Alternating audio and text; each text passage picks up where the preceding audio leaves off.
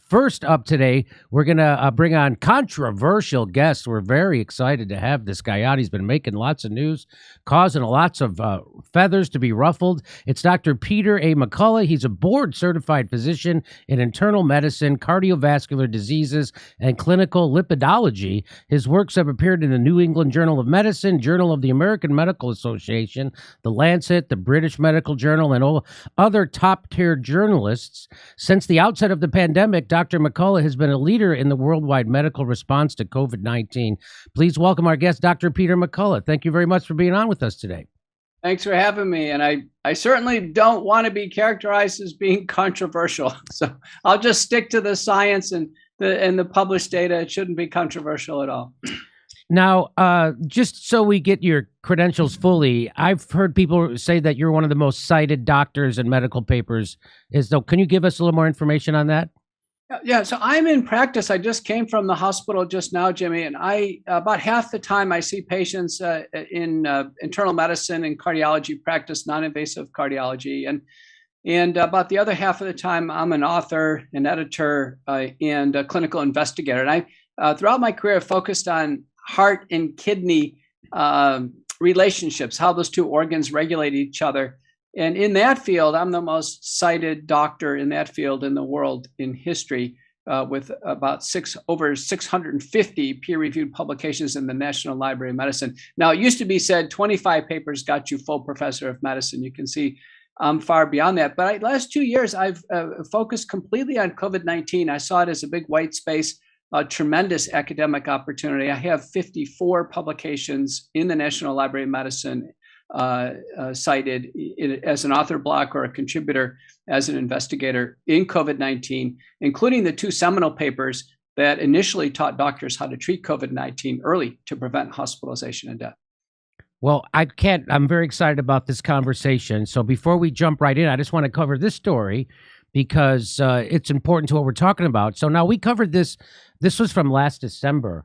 They were talking about Israel was considering a fourth vaccine dose, but some experts were saying it was premature. Sometimes scientists warned that too many shots might actually harm the body's ability to fight the COVID-19 virus. And now here's more. Bloomberg, frequent boosters spur warning on immune response.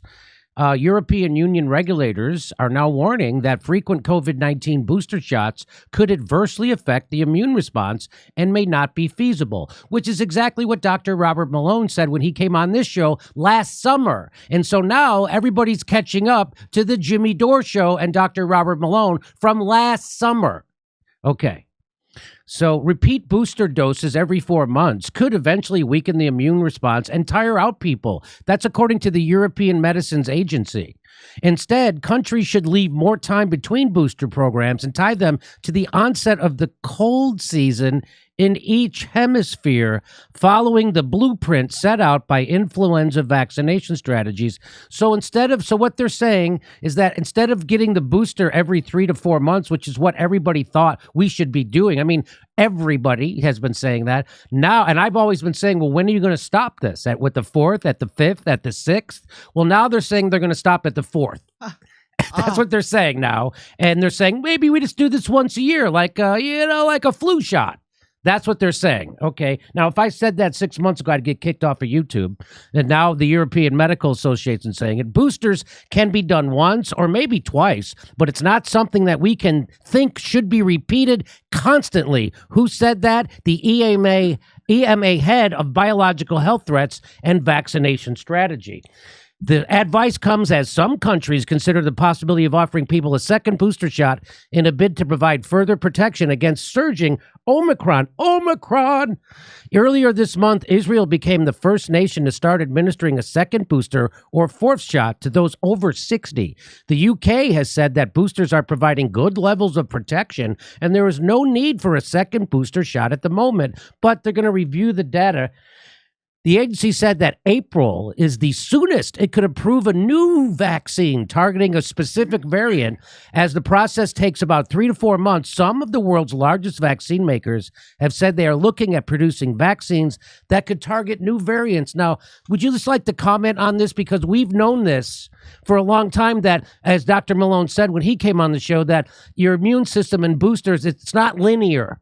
that 2 doesn't necessarily is better than 1, 3 not necessarily better than 2, and 4 not necessarily better than 3. So he's known that all along, which I guess is basic virology. But why did he think it took so long for them to come around and start printing it in newspapers? I think they really haven't conceived what the initial series should be. It's not uncommon in vaccination that we have a series like hepatitis B. There are many different vaccines where we get, 1 or 2 shots to kind of set up the immunity. But a minimum standard is once fully immunized. So that would be, let's say, with the first 2 shots of Pfizer, Moderna, the minimum acceptance criteria is that fully immunized, that should last a year and have 50% vaccine efficacy. None of these vaccines are meeting the initial standards to even be approved as a standard vaccine that someone would use clinically or an insurance company would. When we get down to shots given basically round the year every 4 months, that's effectively therapy. That's giving a form of us, in a sense, of genetic therapy. I saw patients today in the office who are on once a month shots for various reasons, or once every 2-week shots. Once we start giving shots on a regular basis, that's actually treating a disease, and it's not immunization. So now you saw, I don't know if you saw this. I don't mean to brag. So but this is a big story happening right now. This is a comedian, Heather MacDonald, and she goes on stage and she brags about all the vaccine boosters she's just gotten, and then she passes out immediately and cracks her head. And so I just want to play that. Don't care, but I want you to know, double vaxxed, booster, flu shot, and I'm going to be honest, I have the shingle shot too. And I still get my period. What? Yes! Traveled, went to Mexico twice, did shows, meet and greets, never got COVID. Clearly, Jesus loves me the most. Seriously. So nice. So nice.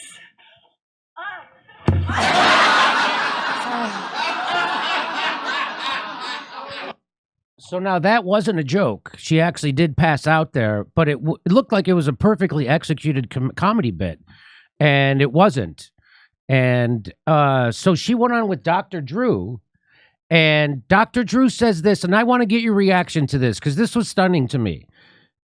Because I couldn't say that was connected to her vaccine on YouTube or I'd get kicked off. But here is Dr. Drew saying that on YouTube. Watch this. So we looked back, and I did get the booster, which I had double Pfizer and Moderna booster, 3 weeks to the day of the fall. Is there anything that you've seen about time-wise? Because, when I asked the doctors about that, they said, normally... Okay, go ahead. 2 to 3 weeks. 2 to 3 weeks is where you see a lot of this stuff.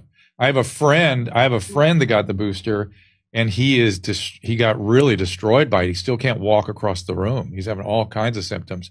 There's a lot of funny stuff. We don't really know what it all is and where it's coming from, but it's still worth doing it. I'm not at the point where I'm saying that it's still worth the risk, but it's got a lot of funny side effects, and syncope, it's called. Fainting is one of them, and I think it's from the POTS syndrome, POTTS. And so, I was worried. What I wanted to check was to make sure you didn't have any evidence of myocarditis. When you were, that's why I wanted that. Which is an inflammation of the heart, and it changes the way the heart muscle functions a little bit. That's why I was red hot on that echocardiogram. Right. Yeah. I mean, what can I do now? Yeah. I mean, I don't think I'm going to get the 4th booster, though. I will say that. There is not. There's not yet evidence. There's not science for that yet. I'm done right now. So anyway, there he is saying that they're seeing this 2 to 3 weeks. Have you heard that? I hadn't heard that until he said that. Well, Dr. Drew, they can do a co-therapy session. I went on with him last year, and he had actually had a severe case of COVID. He had long COVID. He got monoclonal antibodies. He got all this treatment. What did he do? He took a vaccine. He took a vaccine before he traveled. Then he had a complication. He never got himself in trouble. I ended up talking to his wife later on. I said, how much danger he put himself in with this unnecessary vaccine? So they're like 2 peas in a pod. in terms of remorse. But what he's getting down to is the vaccines don't stay in the arm. They're lipid nanoparticles. They were known before 2020 that they were going to go to the adrenal glands. They were going to go to the heart, the brain. They clearly affect the sympathetic nervous system. What Dr. Drew is mentioning is called postural orthostatic tachycardia syndrome, or POTS. And we are seeing this clinically in the practice, where the vaccine, in a sense, disturbs the adrenal glands in the sympathetic chain. And because the genetic code is installed for the spike protein, and the spike protein damages the tissues, there's a release of various what's called neurohormones, and they start to affect blood pressure regulation and the heart. And so we are seeing patients falling out and having fainting. We're seeing something terrible, which is blood pressure spiking and intracranial hemorrhage. This happened in a woman who was on Laura Ingraham last year with me, and I talked to the family later on. This has been published in the journal Hypertension. We are seeing now a range of cardiovascular complications. And it just was ironic that she was, in a sense, boasting how completely pumped she was with these jabs. And then she takes a sinker on stage, almost on cue. And sadly, the audience thought it was, part of the act. Yeah. So why 3 weeks? Is there any reason why it would be 3 weeks? That's what Dr. Drew seems to say. Yeah, this is what we're seeing, these people having these POTS syndromes, the syncope after 3 weeks. It can be. Some of the neurologic manifestations do take about 2 to 3 weeks. Now, we also know something's on a 2 to 3 week timer, which is called VITT, vaccine-induced thrombocytopenic purpura, or a blood disorder. That one's scary. So at about 2 weeks, people start getting spontaneous bruising, bleeding from the eyes and the nose and the mouth, and then they are admitted with renal failure, and they have a hemolytic anemia. And so they need IVIG, they need plasma exchange. It's a horrific complication. And there are now many papers on vaccine-induced thrombocytopenic purpura. So that's one of the diseases that the medical literature recognizes the vaccines cause. The one that's explosive after shot number 2 is myocarditis. Now, myocarditis, heart inflammation, it's occurred in over 30,000 people, according to the CDC vaccine adverse event reporting system. So it's common. And the heart inflammation explosively in boys after the second shot, the peak age is 18 to 24, as published by Scharf and colleagues from Kaiser Permanente Northwest. And it can be fatal. There's a fatal case reported by Verma and colleagues from Washington University in St. Louis, by Choi and colleagues in Korea. So now we have 200 papers in the peer-reviewed literature saying Pfizer and Moderna cause heart damage. We know that the range extends up to age 50. Today on my Twitter feed is a new report out from an overseas journal with 2 men in their 60s with heart damage. So it really can extend up quite so far in age. And then our FDA has official warnings that Pfizer and Moderna cause heart damage. So it ought to be pretty clear to men looking at Pfizer and Moderna that if they get heart damage, it really shouldn't be any surprise. I just don't know how they can get away. I just don't understand how that could be a thing. So what happened to me was I got the Moderna, and then I got vaccine injured. I never got better. I had horrible exhaustion, horrible body aches, joint pains. I had horrible headaches. I had a stiff neck that I never could ever have imagined. And they wouldn't go away. So I had to be entered into a trial, and I was given fluvoxamine, ivermectin, prednisone, and thank God it went away. Not all the way. I still have some of this effects. And of course, I don't have anybody way to recover. I can't sue pharma, Moderna, for this because they passed a law that said if you get injured by the vaccine, you can't sue them, which I guess that's not a mixed message whatsoever.